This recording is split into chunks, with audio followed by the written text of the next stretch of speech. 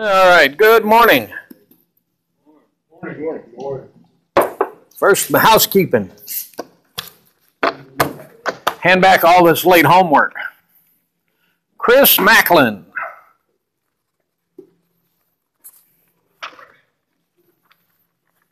For me? Well, thank you. Brandon Simpson.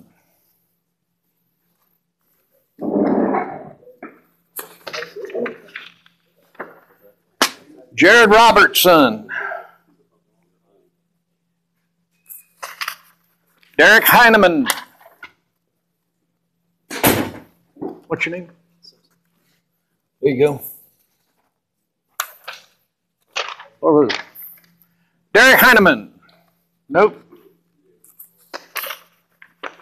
Deja McClellan.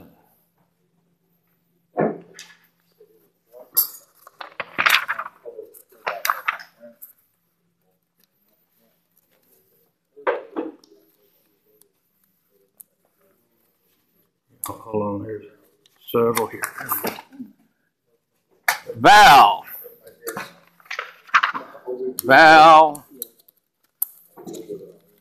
And more Val. Oh, there we go. Megan Walker.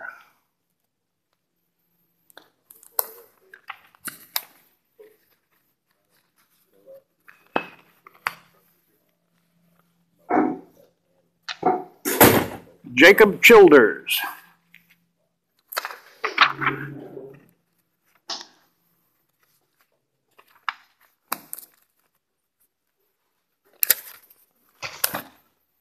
Dylan Ballard. Excuse me. They're running out of room in here.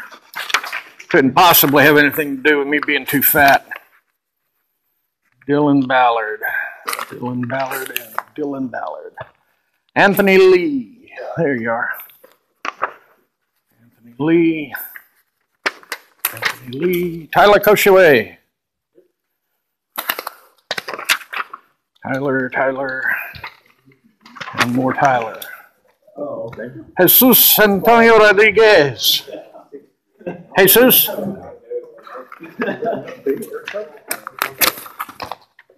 You bet. Jimmy Flood.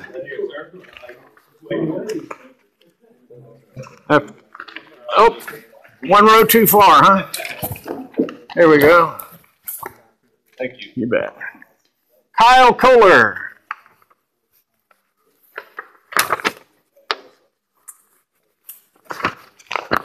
No Kyle Kohler? What about Jeremy Wrightkirk? Jacob Sanchez.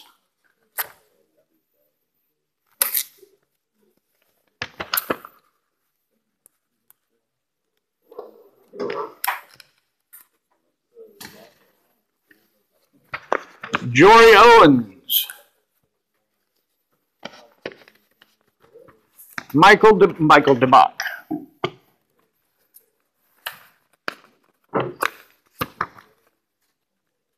Guy has to sit down for me to reach him.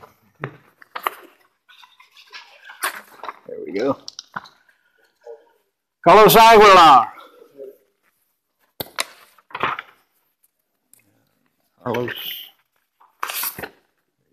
Lauren Pendergrass.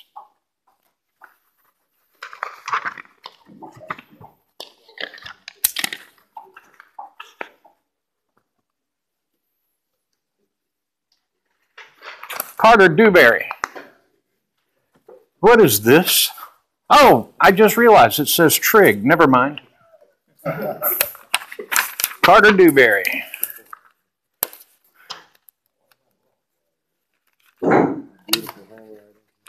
Oh, yeah, I tell you what. You ever see my signature, you'll know we're birds of a feather. There you go. Jacob Hoffman. Is that you? More. Jesse Martin over there with you? Yeah.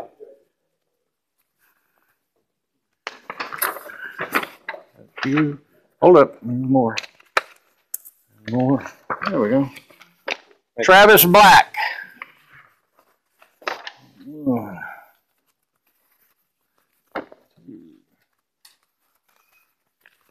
Three. John Caldwell.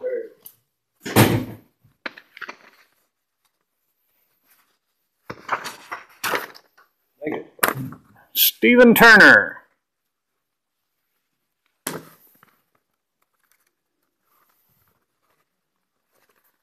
Well, I don't quite have it empty, but at least it's nowhere near as thick.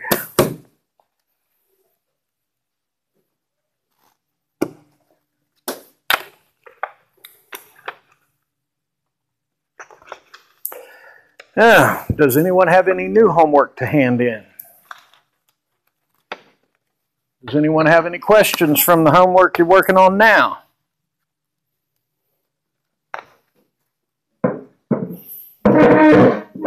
None? All right, cool.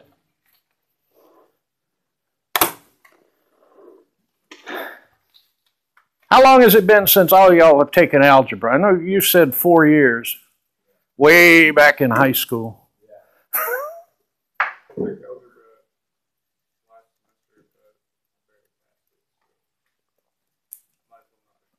Well, the good news is that was the hump for math.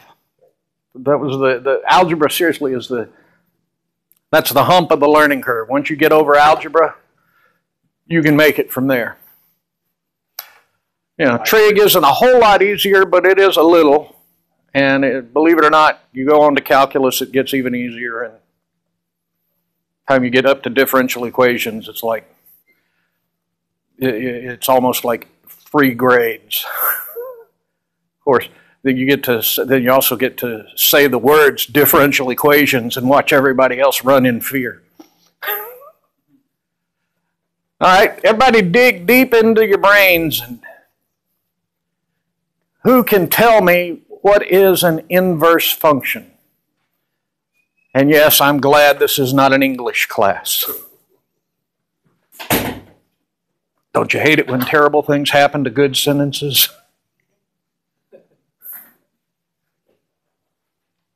Anybody? Somebody? What's an inverse function? What's a function? Can anyone tell me what a function is? And no, that didn't end with a preposition, it ended with a verb.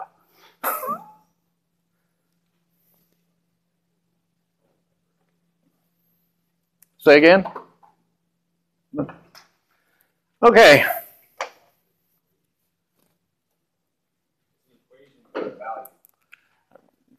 Well, they're generally expressed as equations, but a function, technically speaking, is a set of ordered pairs. Okay? That's a key word or phrase, ordered pairs. That it says pairs means there's two of them. And that they're ordered says that they come in a specific order, X and Y, generally speaking. So you can plot a function on a set of Cartesian axes.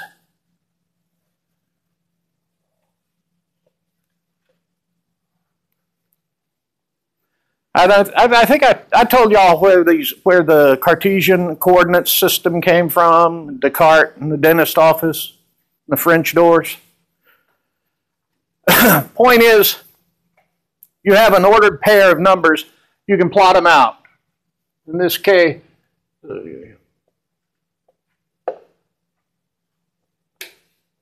it's a pair and it's ordered, X then Y. Now, if you have a set of ordered pairs, then you have a function if and only if for every value of X, you get one and only one unique value of Y. Now, that set can be this is a function. This single ordered pair is a function. It is a set with one member, the point 2, 3.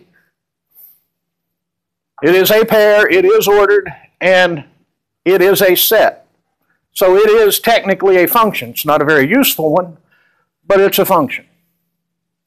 You could have 2, 3, 5, 10, 100 ordered pairs in a given set, and as long as for every x value there is one and only one value of y. Now, you can have the same value of y for as many x's as you want, and it's still a function.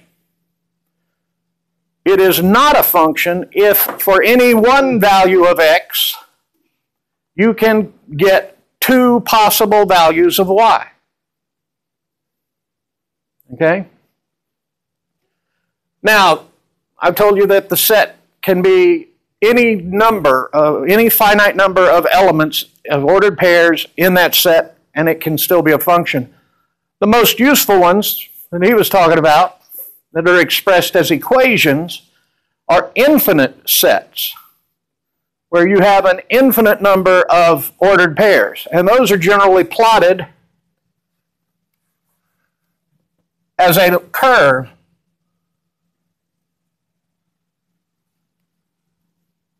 something like that. Then no, please don't ask me to try and write the equation that describes that line. That would be a doozy of an equation. It could be done, but we aren't to that level of math yet.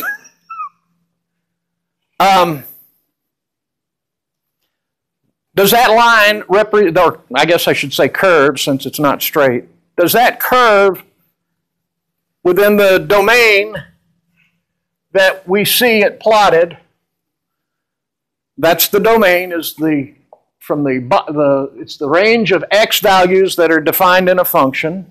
The range, you'll recall, is the values of y that are defined in a function. Within this domain, does that curve represent a function? Yes, it does, because no matter where you go, if you draw a vertical line through that function, or through that curve, it will intersect that curve in no more than one place. Now, we could draw a different curve. This would not be a function, because if you draw a vertical line right there, you see it intersects in 1, 2, and 3 places. Okay? That is not a function because two intersections. At all these values of y, you get more than one, at all these values of x, you get more than one y. That means it is not a function. Okay. Now, is everybody back up to speed on what a function is?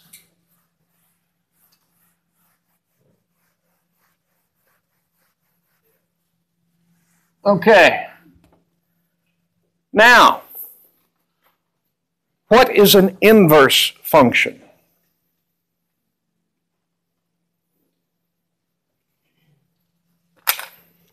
If the function f of x is a function, then the inverse of this function f of x is written as f to the power of -1, or f raised to the -1 of x. Now that's interesting to know, and now when you see it written in the book, you'll recognize, oh look, they're writing about an inverse function. But that doesn't really tell you anything, does it? What is the inverse? You know what?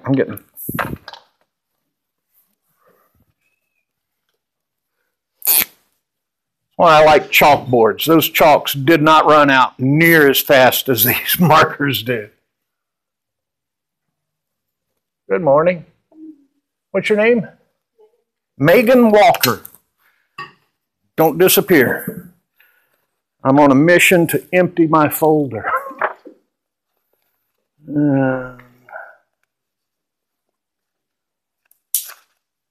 Oh, there's some of you.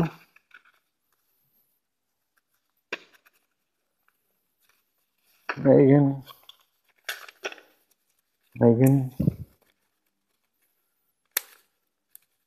and Megan.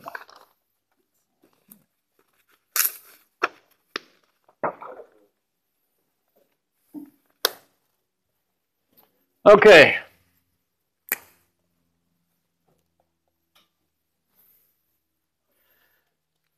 To talk about an inverse function, what we need to then talk about is a one-to-one function.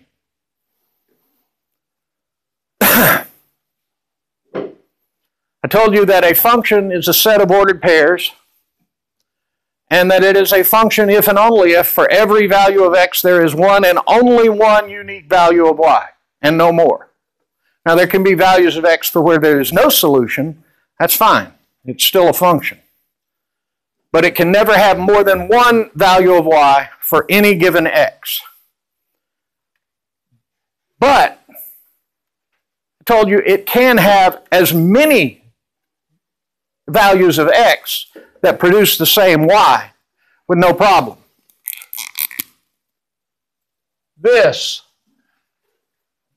is, what is that? 1, 2, 3.5.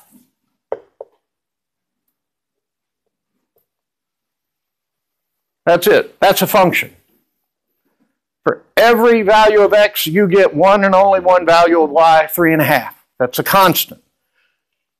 Doesn't matter where you draw the vertical line, you're only going to get one intersection. So for every x, you get one value of y. But for every y, you get only one, you get the same value of x. So that is the opposite of a one-to-one function. That's a one-to-infinity function. A one-to-one function is a function that not only for every value of x do you get a unique value of y, but for every value of y there is one and only one x that will produce that solution. Or at least there's never more than one x that will produce that solution. When that is true, then you have not only a function, but you have a one-to-one function. And probably the simplest and most easily identifiable function that's one-to-one is that f of x equals x. Whatever value of x you plug in, that's the value of y. It's a diagonal line at 45 degrees.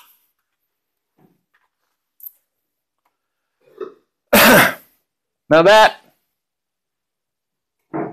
is a pretty important line for reasons that I'm about to show you, because we're not going to go into all the theory of how you take and how do you analyze a function and find the inverse of any arbitrary random function. But we do need to know, at least on some level, how do you get an inverse function? And the way you get an inverse function is by mirroring the function on this line. Okay? Here is the function approximately. F of x equals x squared. If it had an inverse, you would take it and fold it over this line. And it would look like that. But is that a function? Inverse or any other kind? No, it's not. Because for every x where there is a solution, well, there's only one point where x produces only one solution, and for every other x in the domain, it produces two solutions. So it's not a function. If it's not a function, then it's not an inverse function either. It's not any kind of function. But that's how you would go about finding the inverse function intuitively, if you just need to picture it in your mind. Now, what if instead of doing f of x squared, we did f of x such that x is greater than or equal to 0? Well, now our function is only this, and our inverse is only that. And yeah, those 2 points are supposed to be at zeros where the end points meet. Okay? This ain't art class. I don't draw that good. Or speak that good either, apparently. By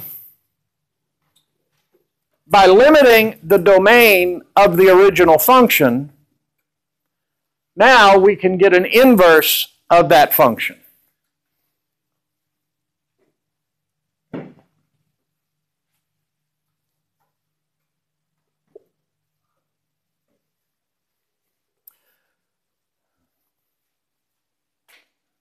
Somebody want to take a guess at why that's important to us?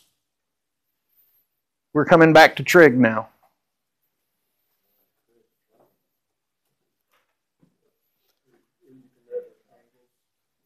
Well, yeah, but specifically with regard to limiting the domain of a function in order to produce the inverse function,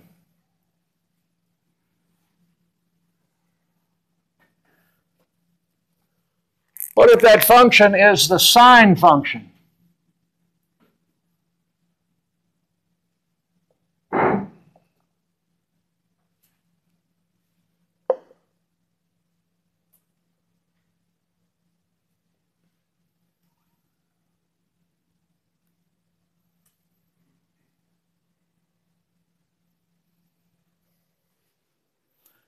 What happens when you mirror the sine function over that line? You end up with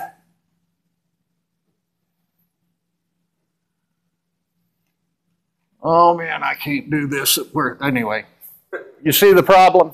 I mean, not with my drawing, with the math. It's the fact that for the sine function,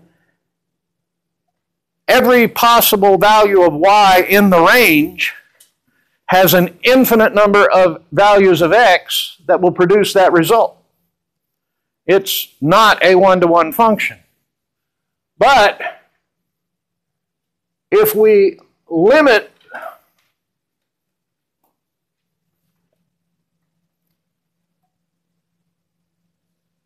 the range, the domain,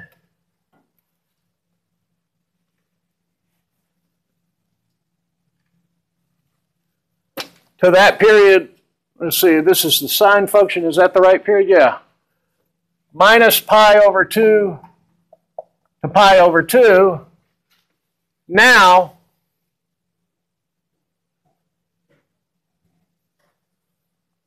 we can produce an inverse function of sine.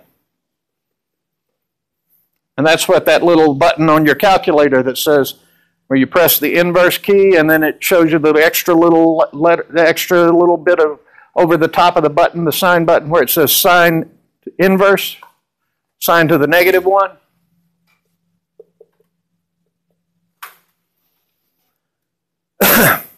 That's where we get an inverse sine. Do y'all remember that I told you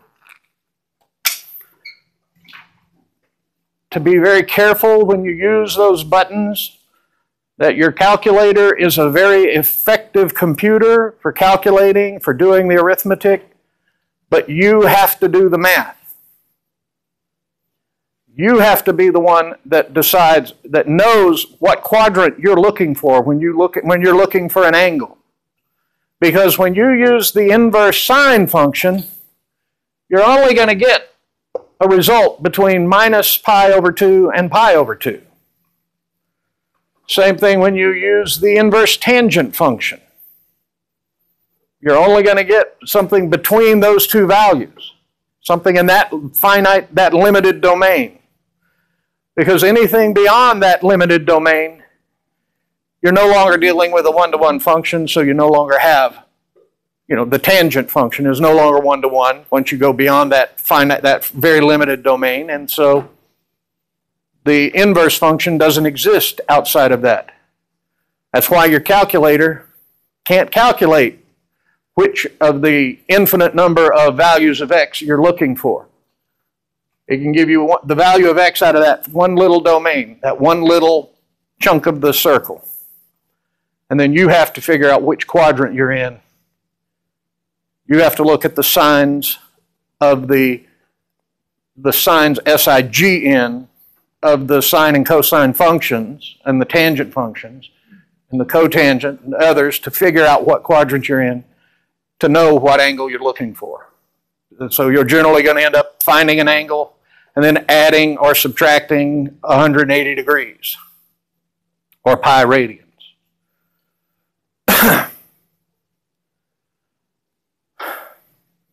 Do we have any questions? Yeah. So you're saying that we can't move the domain like pi over 2 to pi. Well, you could. To that area and not have it still work as inverse. Well, you could. You could certainly do that. You can pick any finite domain of the sine function where the function is in fact one-to-one, and then make an inverse function of that domain. But you're going to have to write the code. And it's going to get real complicated real quick. The calculators, the computing programs, they work around the origin because that's where it's simplest.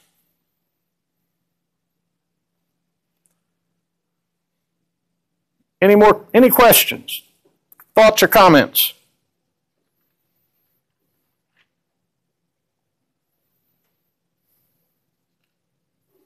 So, what does it mean when we talk about the inverse sine, or the inverse of a function?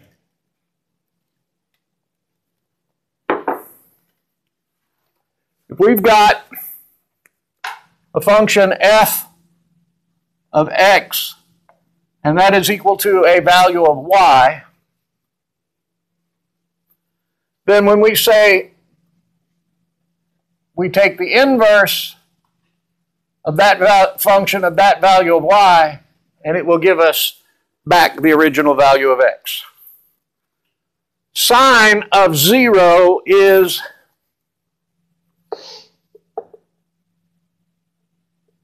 what? Oh, come on, folks. This is still a trig class. Sine of 0 is 0. Thank you. So what is the inverse sine of 0? Still 0. Let's get tricky. What is the sine of pi over 2?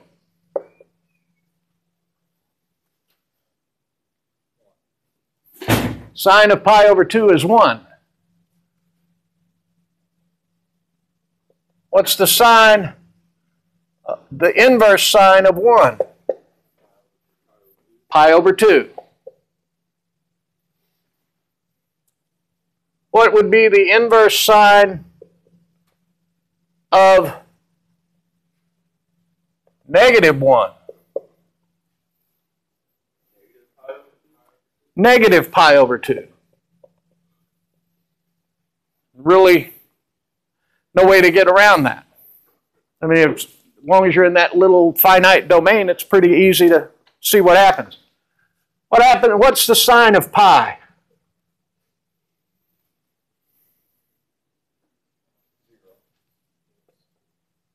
Sine of pi is 0.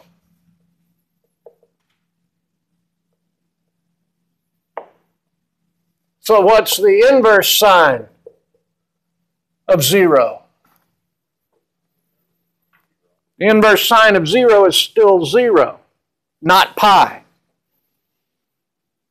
And if you were looking for if you were looking for the angle pi radians, and you found out that the value of the sine at this angle pi is 0, and then you tried to plug it in and take the inverse sine of 0 to find pi, you're not going to find pi, you're going to find 0, to which you would then have to add 180 degrees, or pi radians. Everyone see how this works?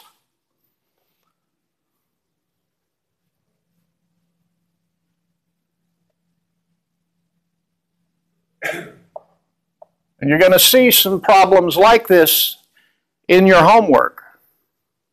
They're going to say, what is the inverse sine of the sine of pi?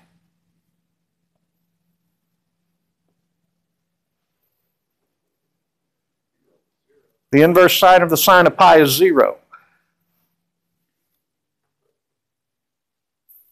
Not pi. Now, if it said the inverse sine of the sine of pi over 2, well then you would get pi over 2. So when you run into these problems in the homework set, think it all the way through. Remember the periodicity of the functions. Find out what angle the original function is working with. But remember, when you take the inverse of that result, it's always going to come back to this fundamental domain.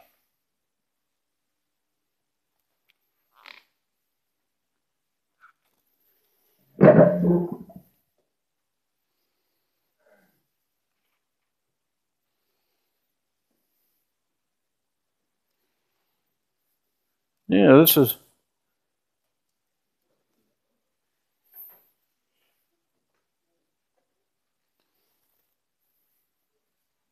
If you want to turn to your page 190, there's a table here, table 1. We're talking about finding the exact values of inverse sines.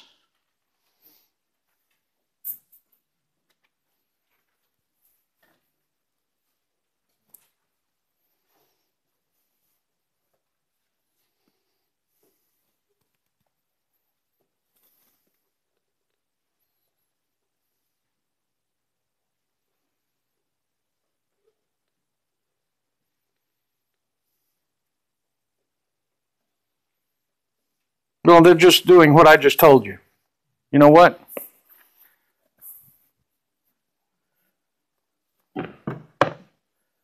Finding the ends. Let's just move ahead to example 2. I take it everybody still remembers where to find all of these exact values of the different angles.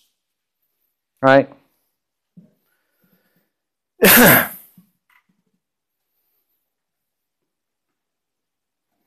Okay.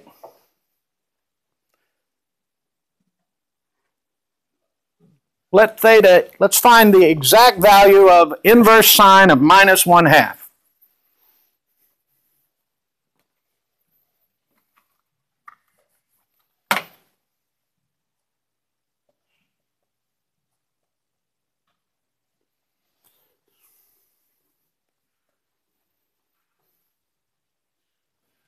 So, if that's equal to theta,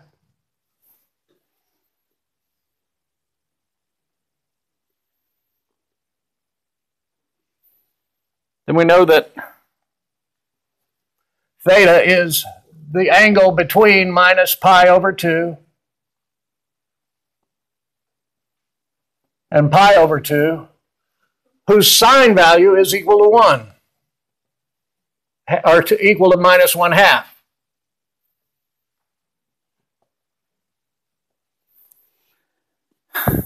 Well, where in that domain do you get the sine value of minus 1/2?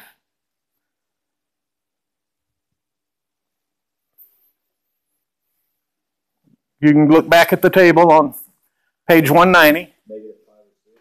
Negative pi over 6.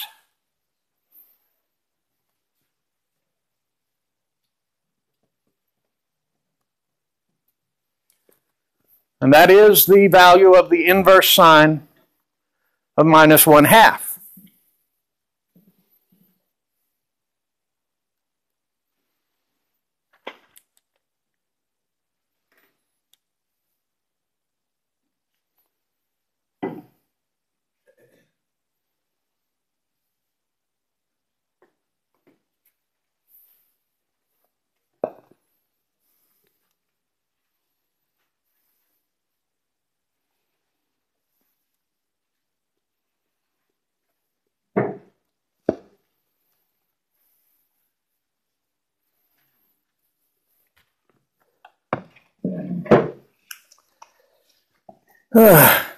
How do we go? Look, everybody want to, on page 192 at section 3, it says use properties of inverse functions to find exact values of certain composite functions. And they're talking about taking the inverse function of the function of x, or the function of the inverse function of x. Now, how does that not get confusing? Yeah, seriously. I mean, how do you not get that confused? Let's look at the table here in section 3. They show equations 2a and 2b, and let's look at what each of these says carefully.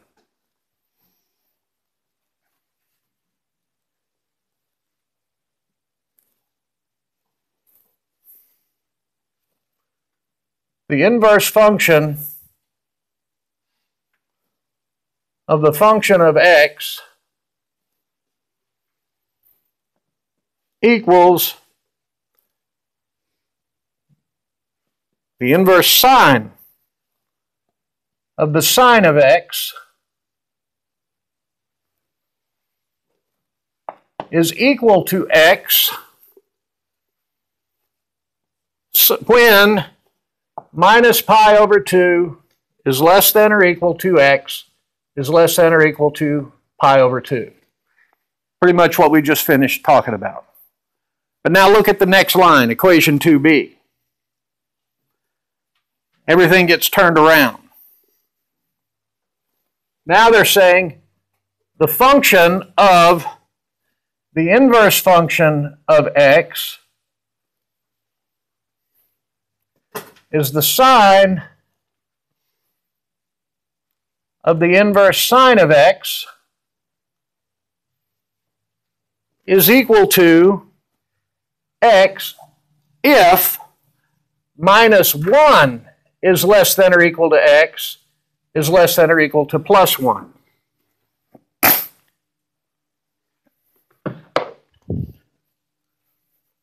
What's the difference here?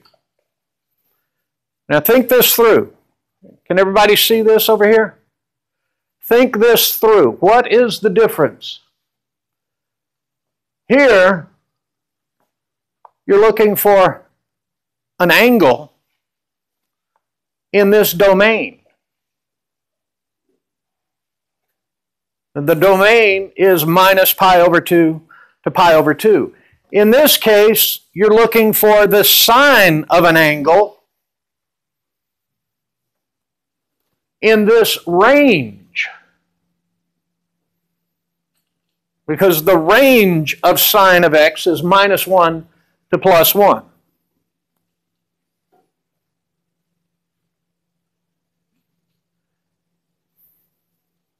See what I'm talking about? How does this not get confused? Especially when you start trying to put that mental image in your mind of the whole inverse function mirroring over that y, that x equals y line.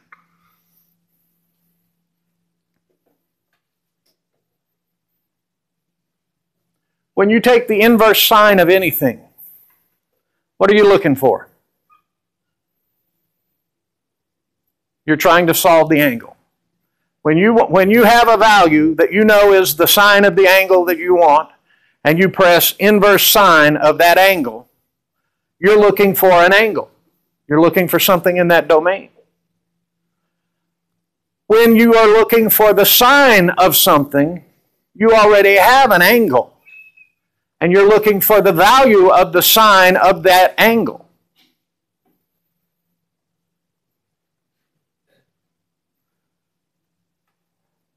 This can be hard to keep straight. So,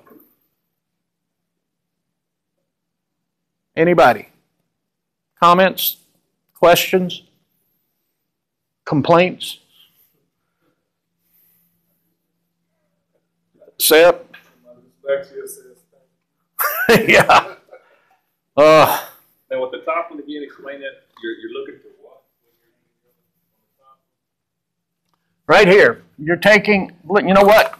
I think this is just confusing, folks. So let's just get rid of these and just go back to dealing with sine functions. Okay, we know what functions are. We know what inverse functions are. So let's just stick to our topic. Here, you're looking for an inverse sine. When you are using the inverse sine function, you're looking for an angle. Some number of radians, some number of degrees, some arc length, S. Okay? But you're looking for an angle. If you're looking for an angle, what does that tell you? That you're going to be somewhere in this domain of the sine function, within this partial domain of the sine function. Okay?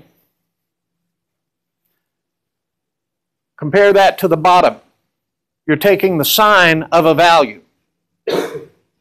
Okay? That means you've already got an angle here.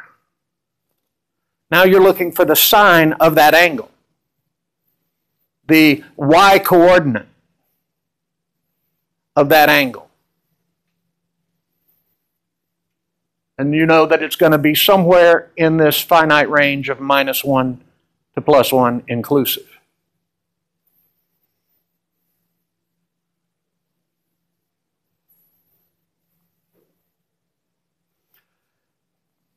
That's all this means.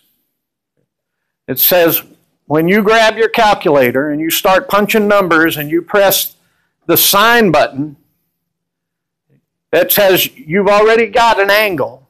You've typed in the number of an angle, whether it's in radians or degrees. You've typed in that number and you were smart and made sure that your calculator was in the appropriate mode, either radians or degrees. And you press the sine button, you're looking for a y coordinate value. It's the sine of that angle.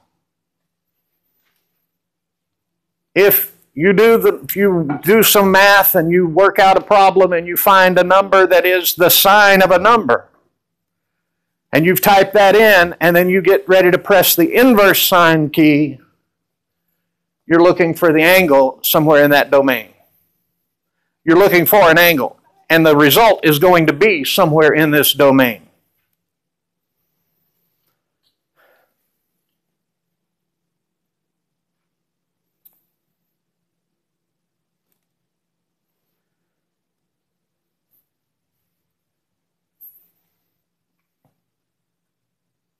What happens if you ask for the sine of 3 pi over 2?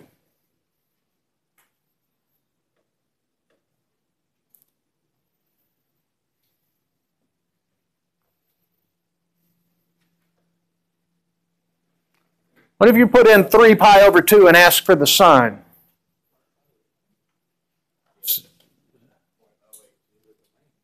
It's outside of this domain, but you can put in, it's not outside the domain of the sine function. If you put in 3 pi over 2, or 270 degrees, and you press sine, it's going to give you what? It's going to give you -1. Okay? It's going to give you the value of sine at 270 degrees.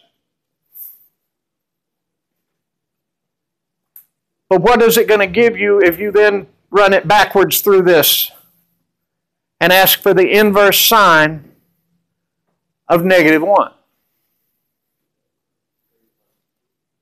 No, it's going to give you -pi over 2. because it's always going to bring you back to this domain when you go through the inverse sine function. See? That's what this is saying. You can put in any value of x into the sine function and it will give you a value of sine. But when you take the inverse sine of that value, it's always going to put you back into this finite domain.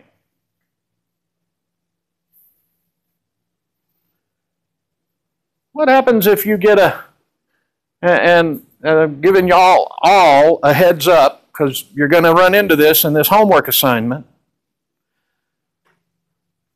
What happens if if you're looking to take the inverse sine of the inverse sine of 1.2?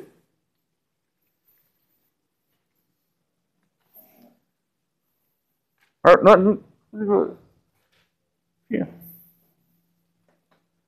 What happens if you try to take the inverse sine of 1.2?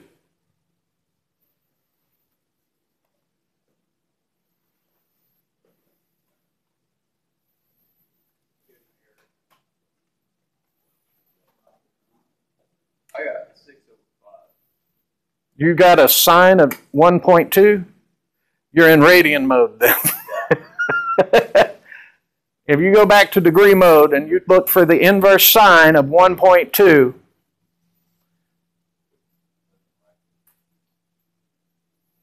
you're going to get an error because it's outside the range. There is no value of x that will give you a sine of 1.2.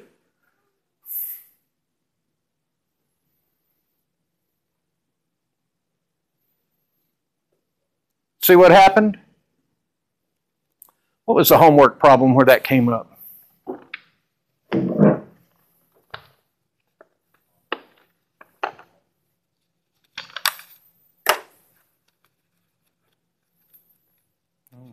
It actually came up on a couple of them.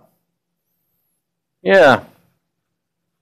Let's go to homework problem number 55.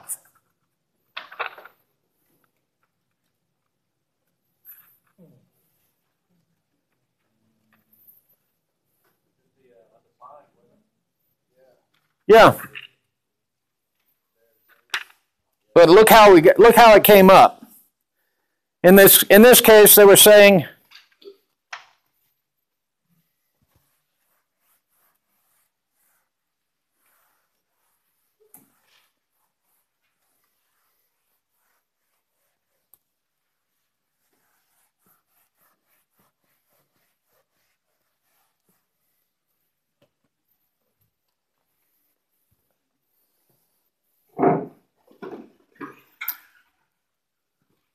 what's the tangent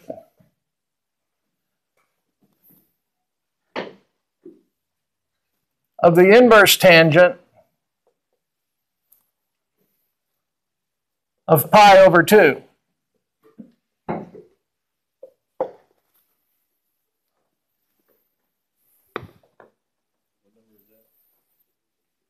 $55. I'm sorry, and I got the wrong one. Tangent of the inverse tangent, not of pi over 2.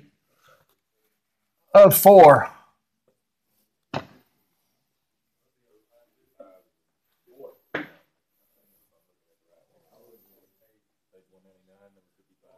Yeah, oh man, I can't read either, can I?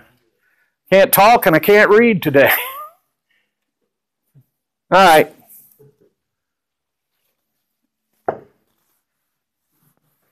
Never mind. Let's try this one more time.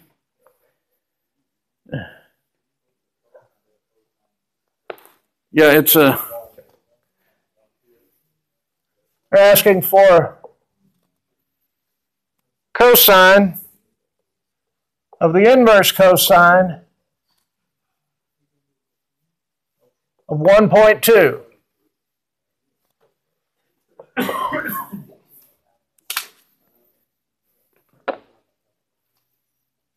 Okay. What is the cosine of 1.2? What's the inverse cosine of 1.2? In other words, what angle will give you a cosine of 1.2?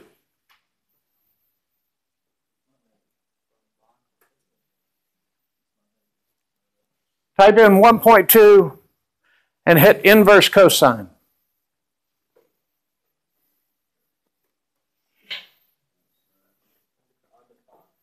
Undefined or error.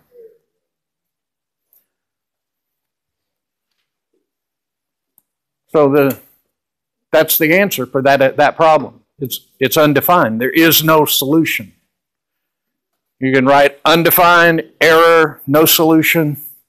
The point is, it falls outside of this range, so it doesn't return a value.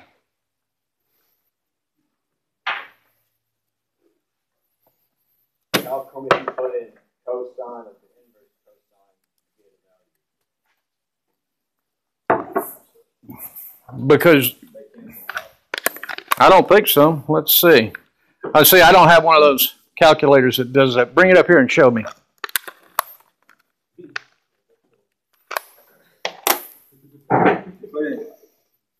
Cosine of the inverse cosine of 1.2.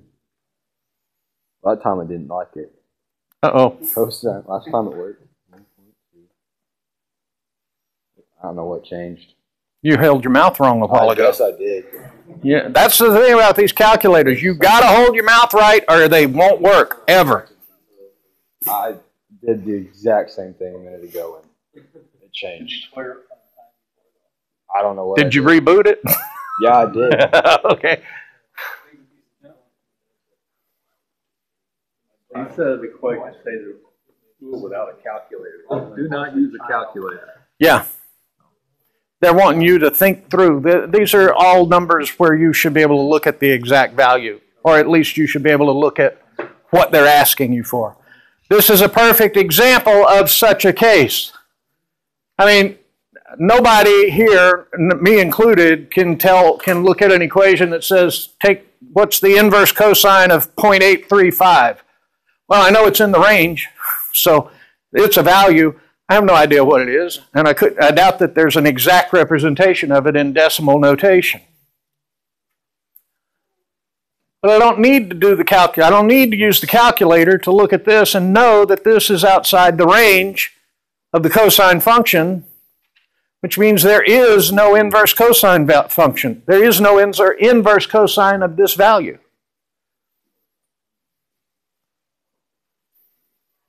You see, it is beyond the range of the cosine function. There is no angle that the cosine of which is greater than 1. So this is one of those times where you don't need the calculator. Uh-oh, did someone else get their calculator to give them our answer? No? Okay. Shoot.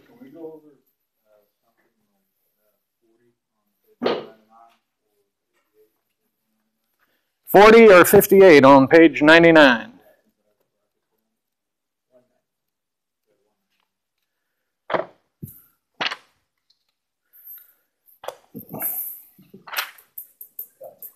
Well, it depends on whether or not I can find 199.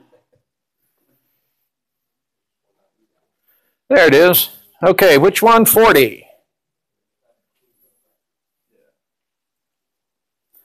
Inverse sine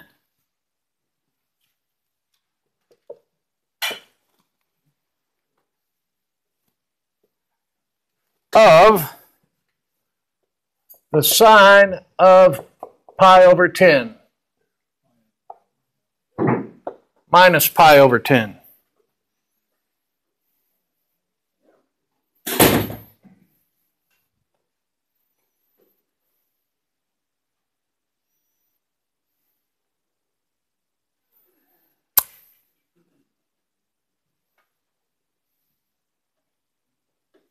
Okay?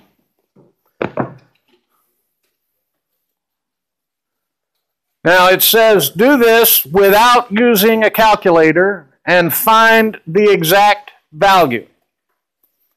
So where is pi over 10 in the domain?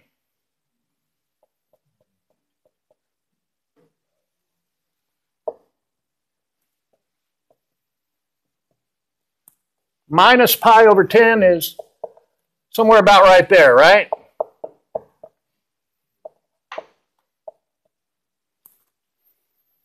So, first thing you got to ask, what is the sine? What is the value of sine at minus pi over 10? The exact value, what is it? No calculator.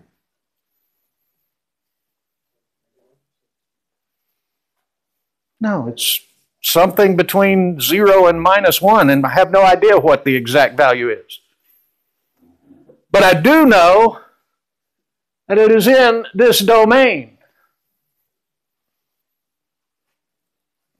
So, whatever this value is, whatever angle that produces, whatever value that angle produces, what will the inverse sine of that value produce?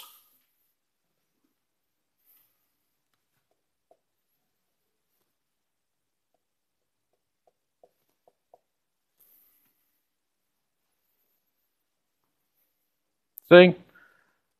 That's the whole trick to this, and it is a trick question. You're gonna obsess over, wait, pi over 10, I don't know the numbers for pi over 10. What is the sign at minus pi over 10? Oh no, it's some small negative number. But the inverse sign of that negative number, because it's in this domain,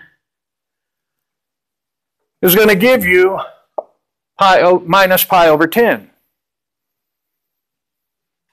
Yes? So as long as it falls in the domain, essentially does the sine and the inverse sine?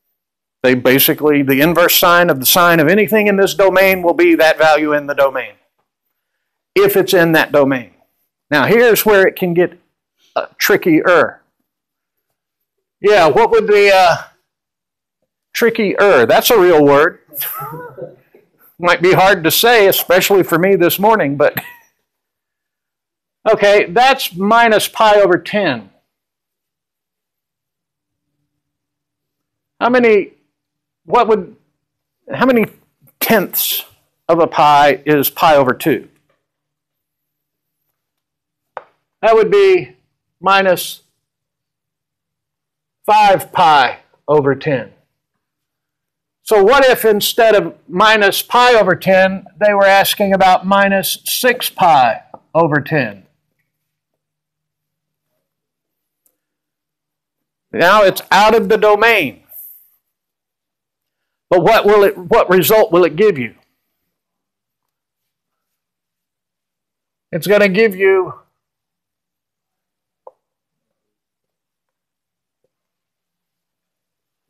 the sine of minus 6 pi over 10.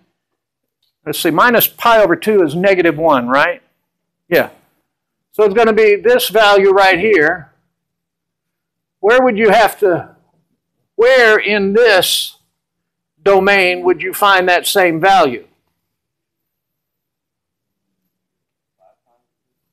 Nope. Right there at negative 4 pi over 10.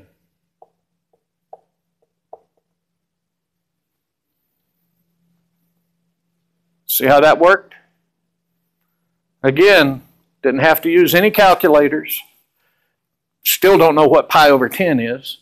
I guess it's 0.1 minus 0.314159, whatever. Doesn't matter.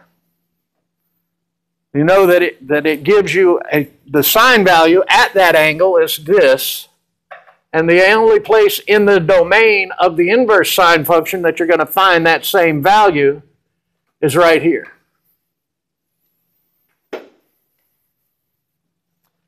And that's how you would go about finding the exact value for the inverse sine of the sine of minus 6 pi over 10 without using a calculator.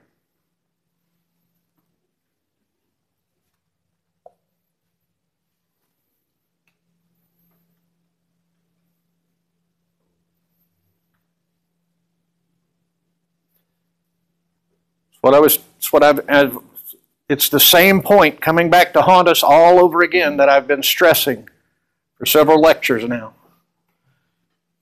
Do not let the calculator do the math. The calculator does the arithmetic. Your computer does the arithmetic. Okay? You've got an AutoCAD, you've got a CAD package. It draws beautiful straight lines and nice, well-smooth radius curves, but it cannot design the car. You do the math. Use the calculator for the arithmetic. And you'll be amazed how often the arithmetic simply doesn't matter if you just think through the math. What was another one you wanted to ask about in here?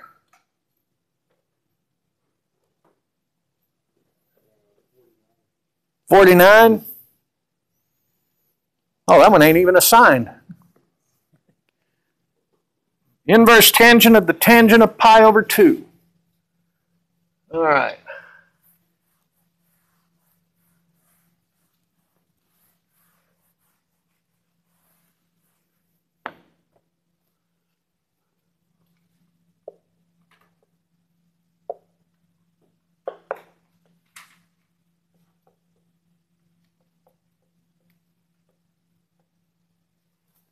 Did I get that right? Yeah.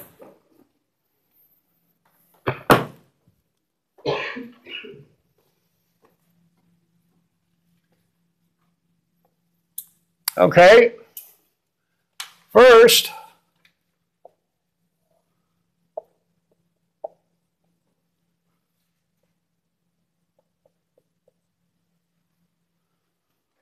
what is tangent of 0?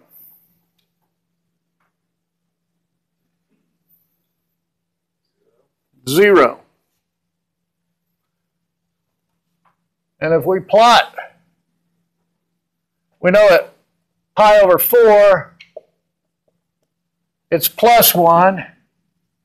And at minus pi over 4, it's minus 1.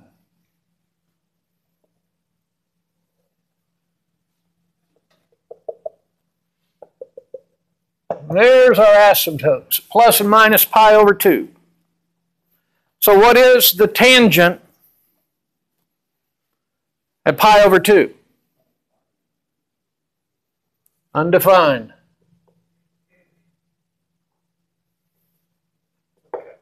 There. That means undefined. So what's the inverse tangent of undefined? Still undefined, however you spell it.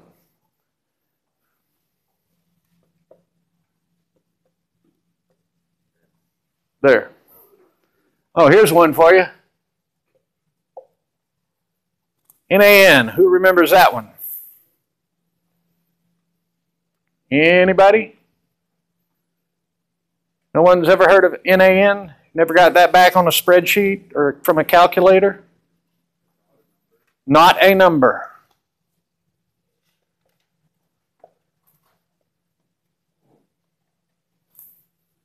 Nan, air, or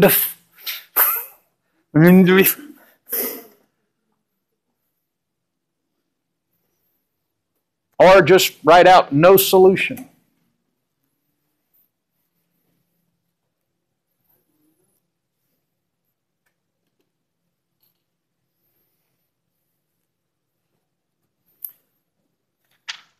Y'all look and see if you got any more that you want to ask questions about. I'm going to glance back through this chapter section. And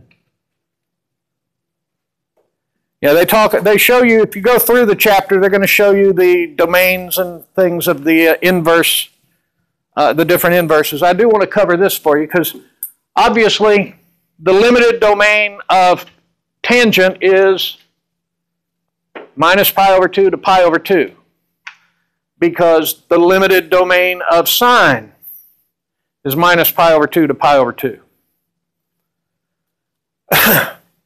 And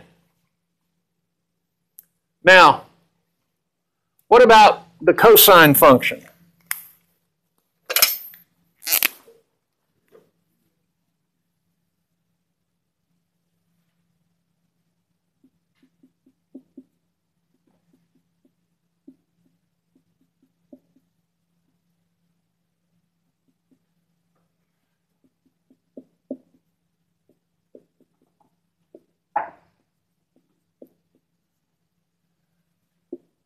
At 0, cosine is 1.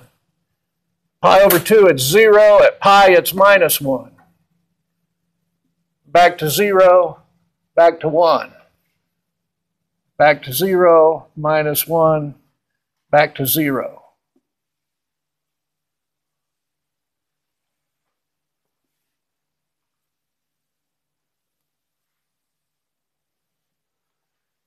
Now, what is the criteria for our limited domain? No, what's the criteria for our limited domain? What are we looking for?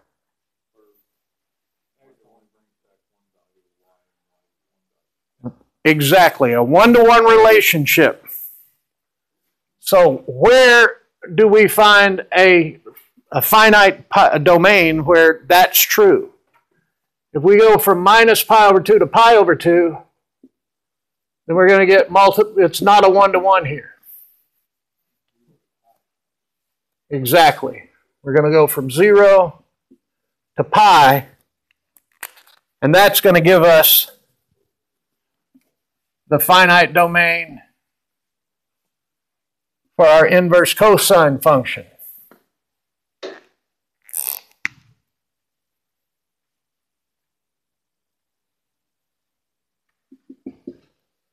Which is, I'm going to have to let them show me in the book what it's going to look like.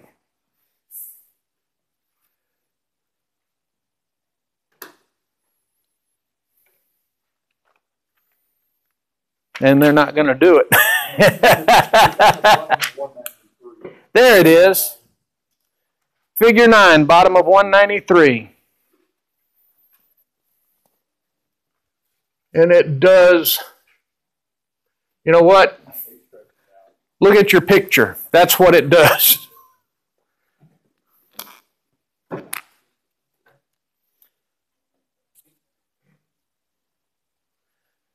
Any of you are in engineering, you start looking for, especially in electronics, when you start looking, converting between rectangular vector forms and polar vector forms. You take the rectangular form where you've got some scalar of the unit vector I and plus a scalar of the unit vector j, which are the x and y axes. You convert it into a polar form. You take the magnitude as the square root of the sum of the squares, and then you find the angle of the resultant vector by looking for the inverse tangent of y over x.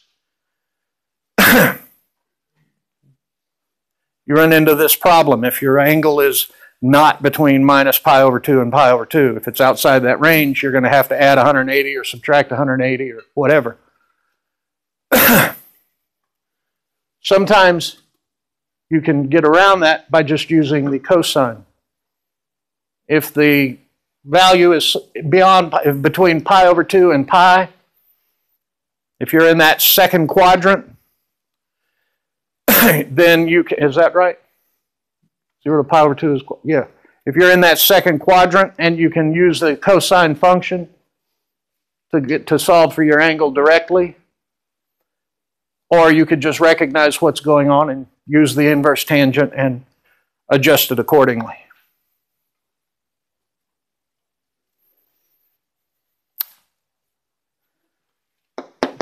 Point here is, and this is going to come up in your homework, when you're doing the sine function and the inverse sine function and the tangent and the inverse tangent, you've got one domain that you're going to go back into.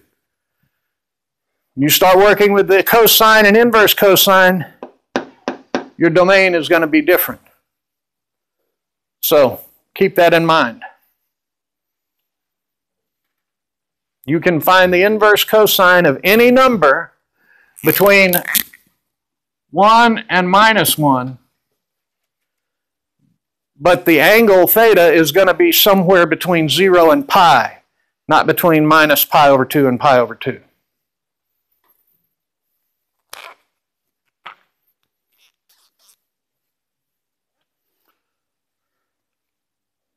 Well, we've got a few more minutes. Does anyone have any other Any other questions? 67. Inverse sine of x. 4 times the inverse sine of x is equal to pi.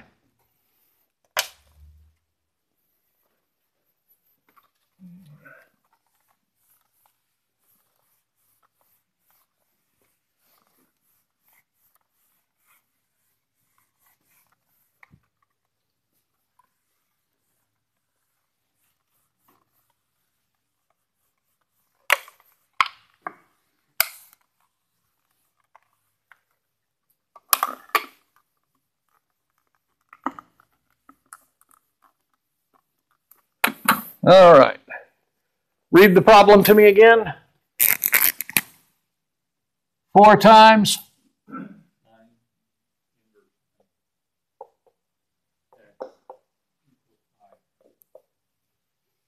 Okay.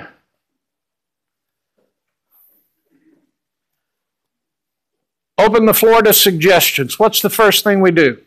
What's the first thing you would do? Divide both sides by 4.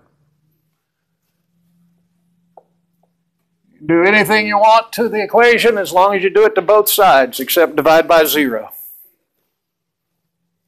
So what we're looking for now is the inverse sine of x is equal to pi over 4.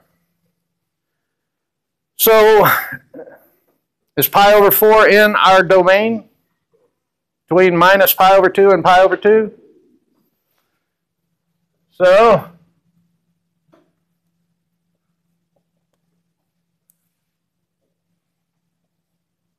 I ran out of room.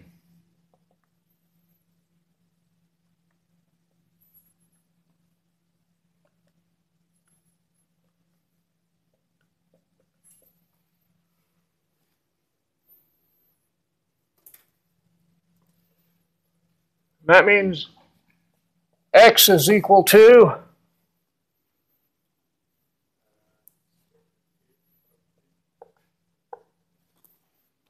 yes.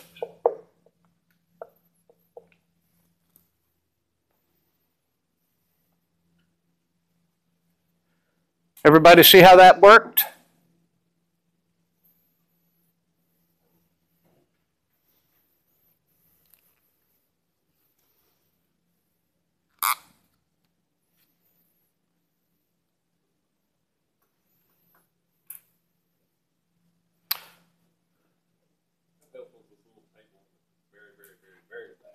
The back cover? The back cover. And looking at, I mean, because I can find that one on here. Yep. Yeah, there's pi over 6, pi over 4, pi over 3, pi over 2, the multiples. Yeah. Yeah, pi over 4 is where the sine and cosine are equal. They're both equal to the 1 over the square root of 2, or square root of 2 over 2.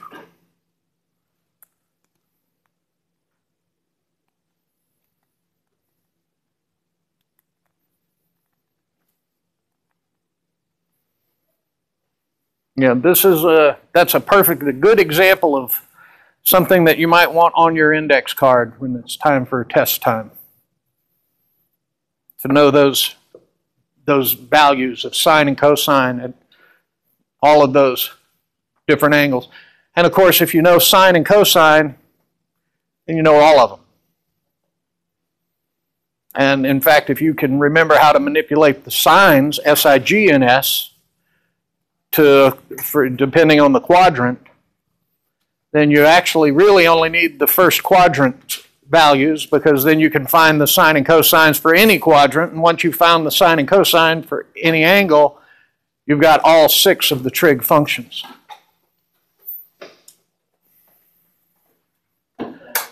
Is this y'all's way of subtly telling me y'all are ready to leave?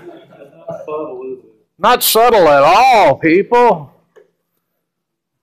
Good thing I'm not sensitive, or y'all might have hurt my feelings. Yeah. Well, unfortunately, as much as I might like to be otherwise, I'm not the only instructor on campus, and this is not the only class that any of them have to take. So See y'all on Thursday.